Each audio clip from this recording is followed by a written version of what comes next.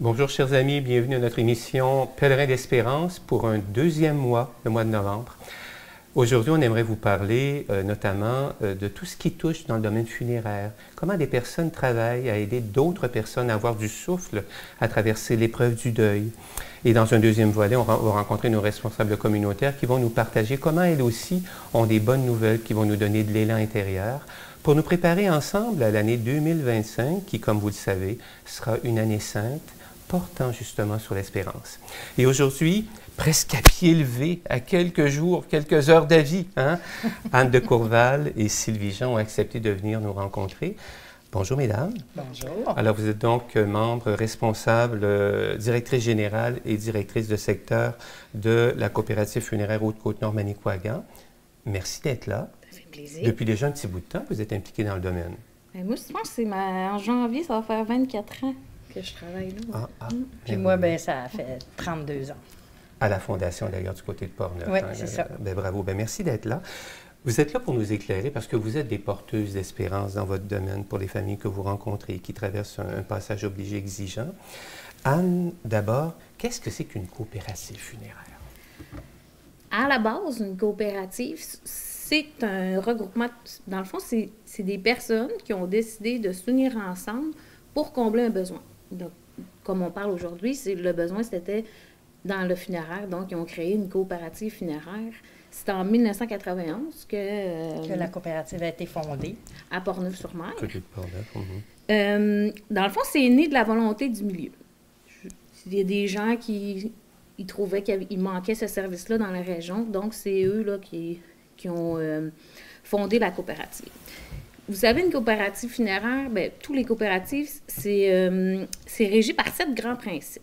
Dans le fond, il y a l'adhésion volontaire et ouverte à tous. Ça veut dire que si tu te présentes à la coopérative, tu veux devenir membre, dans le fond, tu payes les droits, là, les 2 parts sociales. Dans le fond, ça prend 2 parts sociales. Ça coûte 20 $ à vie pour devenir membre de la coopérative funéraire. Puis, je veux dire, quand on dit ouvert à tous, ça veut dire qu'il n'y a pas de discrimination de race, de genre, de tout ce qu'il pourrait y avoir. Dans le fond, c'est un des grands principes. Ensuite de ça, il y a un pouvoir démocratique par les membres. Il y a aussi, il y en a 7, je n'énumérerai pas toutes, mais il y a l'éducation, la formation, puis l'information. Dans le fond, dans les coopératives funéraires, on explique plein de choses. On a le devoir d'éducation à la population. Je vous invite à consulter. Dans le fond, on a un site Internet, on a une page Facebook. Il y a beaucoup d'informations. Si vous aviez des questions, il y a beaucoup de réponses qu'on peut trouver à ces endroits-là. Il y a beaucoup de coopération aussi. C'est un des grands principes. En coopérative, on fait de l'intercoopération. Oui.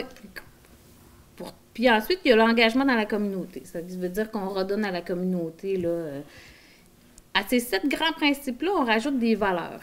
La solidarité, l'entraide, l'équité, l'égalité, puis l'engagement dans la communauté. Mais nous, la coopérative funéraire, on s'est doté aussi d'une mission, une vision, puis une valeur, puis des valeurs autres que celles-là. On adhère à ces principes et ces valeurs de base-là, mais on en a dans notre planification stratégique, on a aussi s'est doté d'une mission, une vision, puis d'autres valeurs. Je ne sais pas si Sylvie... Bien, les missions, notre mission surtout, là, c'est d'accompagner et de soutenir les familles en deuil. C'est d'être là pour eux, d'être accessible pour eux aussi. Parce que souvent, les familles appréhendent ce moment-là. Donc, puis on est là pour les aider à faire une approche humaine avec eux, ne pas les juger, être là, les soutenir, puis surtout les aider dans le processus du deuil. Ça, c'est notre mission. Notre vision, c'est d'avoir une qualité de service pour eux. Même si des fois, on trouve que les services coûtent cher, tout coûte cher aujourd'hui, peu importe. On est là, nous, pour avoir une équité, pour que tous les membres puissent avoir le service à un prix raisonnable. D'accord. Quel avantage, si je veux devenir, moi, membre de la coopérative funéraire Haute-Côte-Nord Manicouagan, quel avantage ça peut me donner là, comme personne? Bien, les avantages d'être membre d'une coopérative, c'est qu'une coopérative appartient à ses membres. Ouais. C'est votre maison. C'est à vous, la coopérative également. C'est une entreprise québécoise. C'est une entreprise qui est québécoise. Vous avez le pouvoir d'être sur le conseil d'administration. Vous avez le pouvoir d'assister aux assemblées générales. Puis en plus, vous avez un pourcentage de rabais parce que vous êtes membre.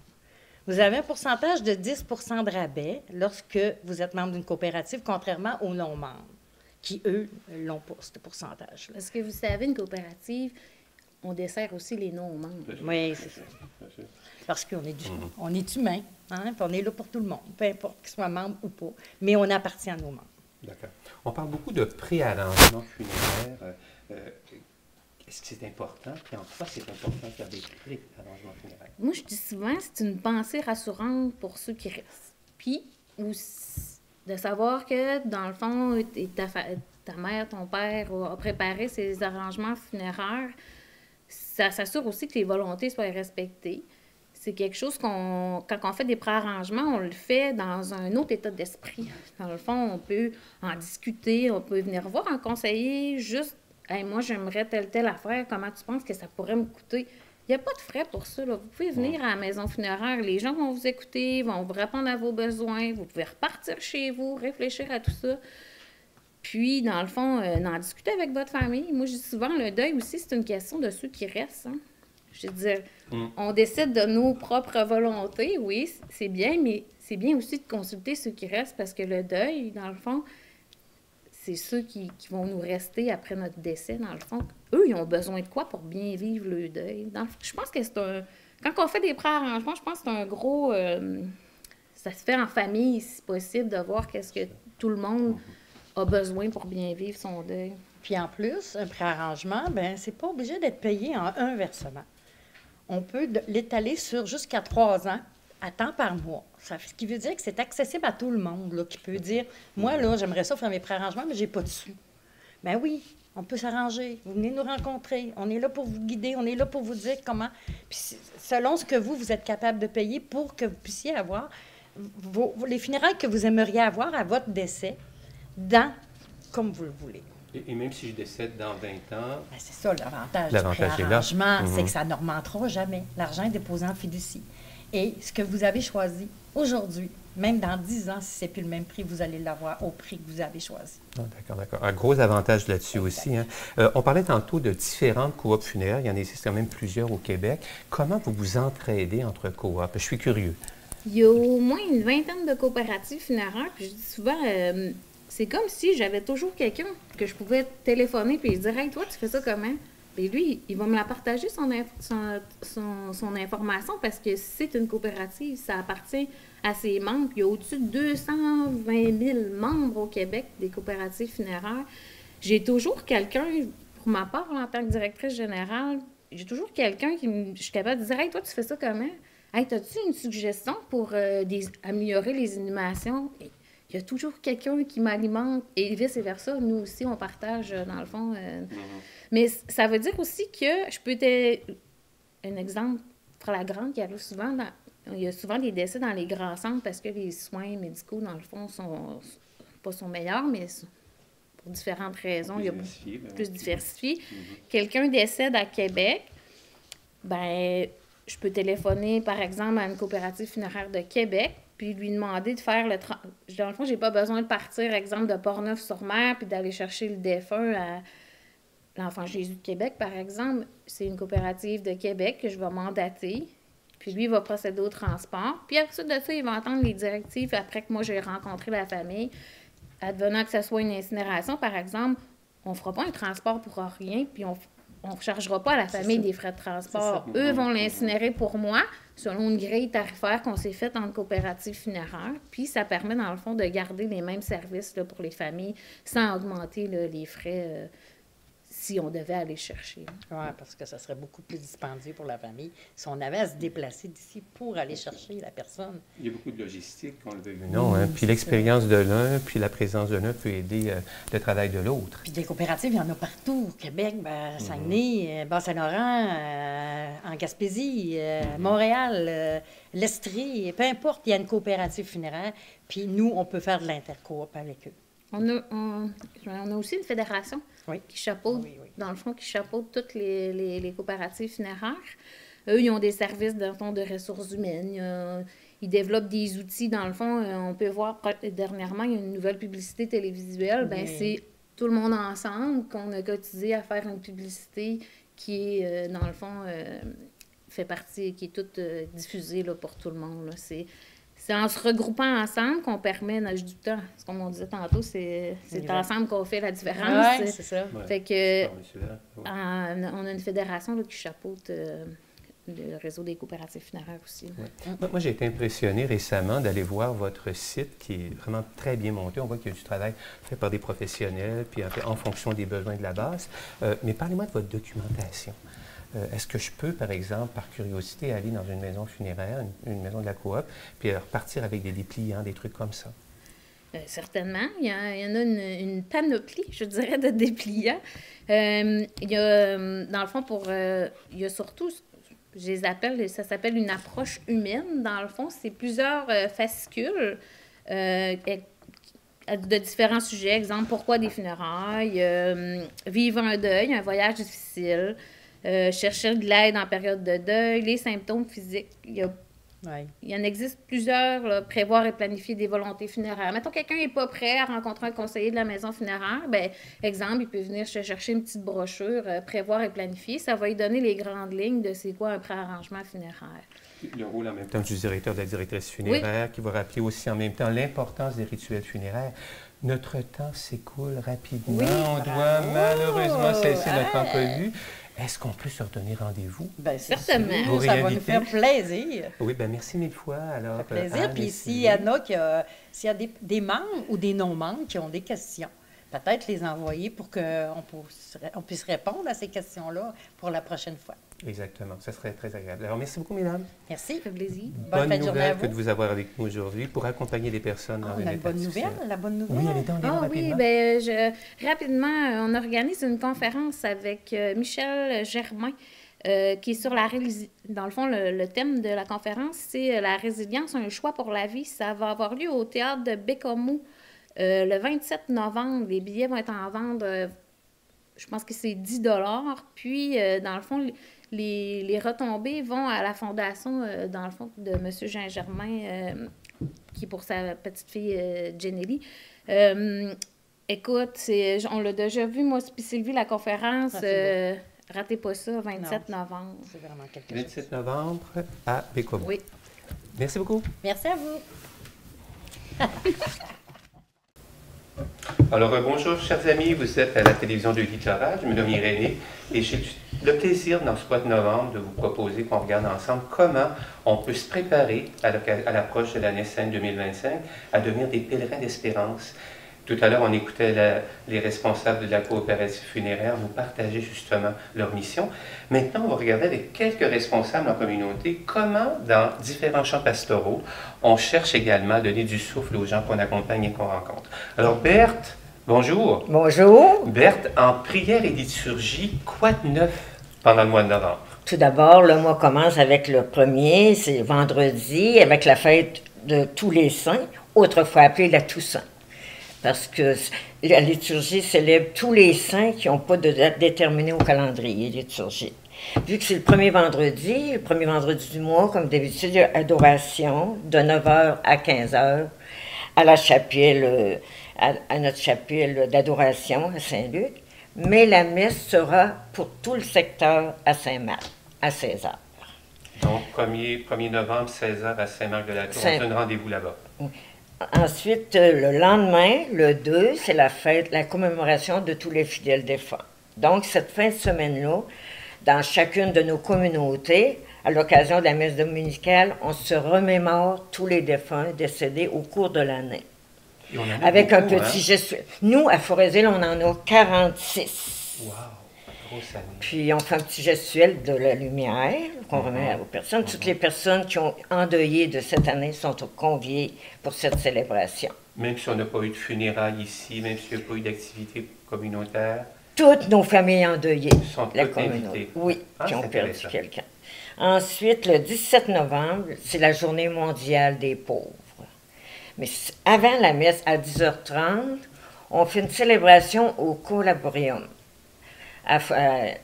pour de remémorer tous les fonds déposés de 2020 à 2024.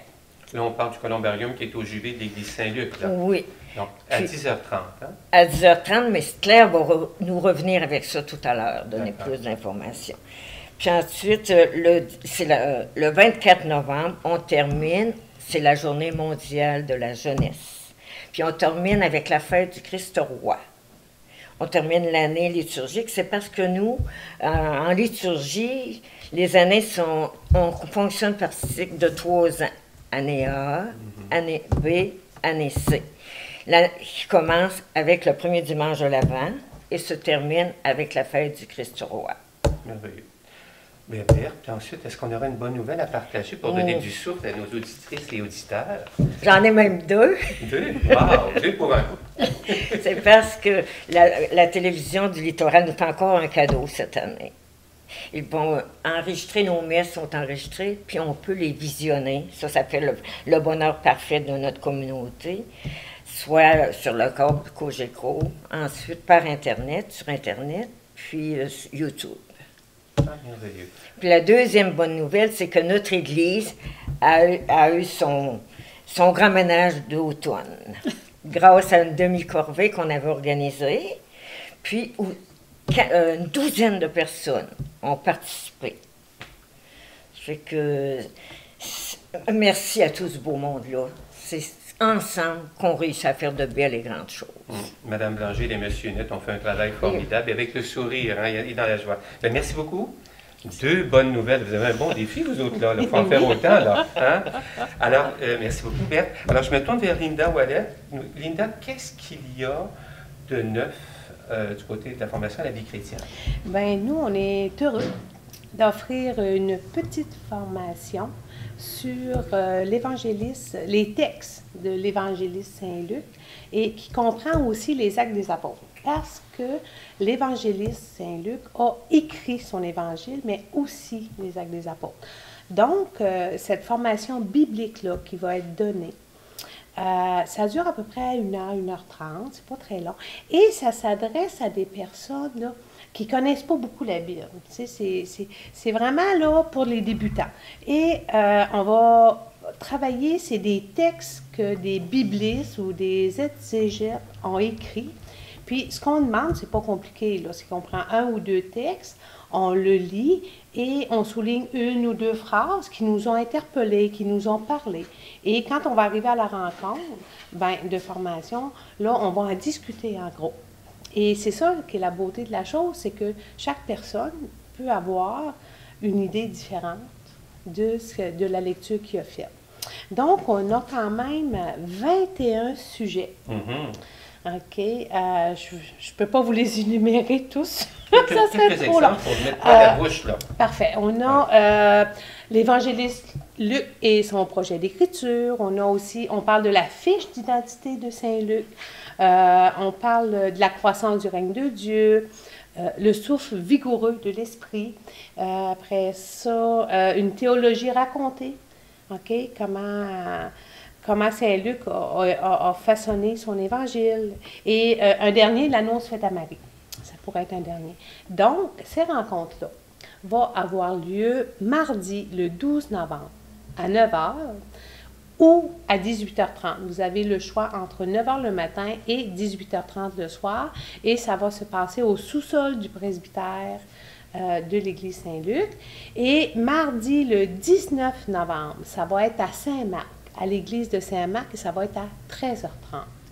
Si vous êtes intéressé, OK, vous devez contacter Mme Berthe au 418-587-2115 ou encore vous inscrire au presbytère au 418-587-4018.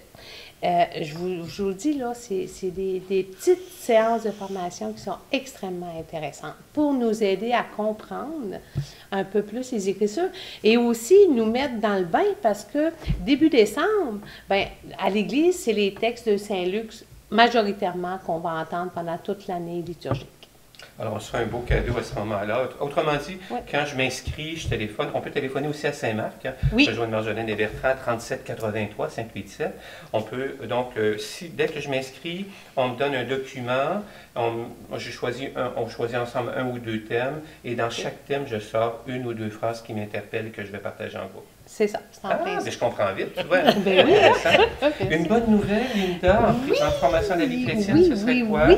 Ben, vous le savez peut-être, vous le savez sûrement, mais le 20 octobre dernier, OK, notre pape François, il a canonisé une madame, ben, une petite sœur de Sherbrooke, OK, c'est une Québécoise. Elle s'appelle sœur Marie-Léonie Paradis.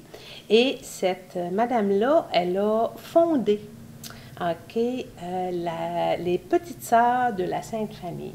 Et ça, dans le coin de Sherbrooke, il y a une fondation qui existe, il y a des choses qui existent. Mais c'est vraiment une excellente nouvelle parce que c'est une petite madame du Québec, OK, qui a été canonisée, dont 2 miracles lui ont été reconnus. Et c'est merveilleux. Mère Marie-Léonie, qui en a inspiré plusieurs dans son histoire. Hein? Oui, et il y a beaucoup, ils ont travaillé fort, là, les gens près d'elle, là, de sa communauté, ils ont travaillé très, très, très fort pour qu'elle soit reconnue sainte. Et maintenant, on a Sœur Marie-Léonie. Elle a vécu beaucoup d'épreuves aussi, de persécutions et tout ça. Mais Oui. merci beaucoup, Linda. Merci. Bien. Une belle et bonne nouvelle. Claire, Oui. est-ce qu'il y a des choses qui bougent en solidarité et partage? En solidarité et partage, en novembre, c'est toujours un mois qui est toujours lourd pour les endeuillés. Comme on parle, je fais un peu la suite de Mme de Courval et de Mme Jean. C'est qu'en début de novembre, il ne faut pas oublier que les gens peuvent toujours s'inscrire à mon numéro 418-587-4567 ou encore au bureau du presbytère au 587-4018 pour venir nous faire, j'ai toujours prête à faire des cafés-rencontres et ça va me faire plaisir d'accueillir les gens. Et là, on fait le téléphone pour notre messe commémorative du 3 novembre et j'ai repris contact avec presque tous ces gens-là et c'est un plaisir de leur dire un beau bonjour et de voir comment ça va aussi. Puis ils sont contents de cette continuité d'accompagnement. C'est pas grand-chose, c'est un téléphone. Puis les gens, je me rends compte que les gens, même si des fois ils nous disent on veut rien savoir d'aller à l'église, on veut venez pareil. On a appelé tous les gens qui ont fait seulement une mise en terre. Vous êtes tous les bienvenus. Venez faire cette démarche, c'est très important. Et je vais reprendre ce que Mme de Courval a dit sur la conférence du 27 novembre. Les gens intéressés, moi, premièrement, je vais y aller. Les gens intéressés à aller à cette conférence-là, téléphonez au presbytère ou encore au numéro que je vous ai donné pour mon numéro personnel. On va faire un covoiturage. On va essayer d'organiser un groupe de gens qui pourraient y aller. Venez, c'est dans l'espérance. Lui, c'est pas négatif ce qu'il va dire. Il va peut-être vous aider à avoir des outils pour passer vos deuils. Parce que quand j'ai communiqué avec les gens hier, puis cette semaine, c'est que les gens ont besoin d'être écoutés énormément.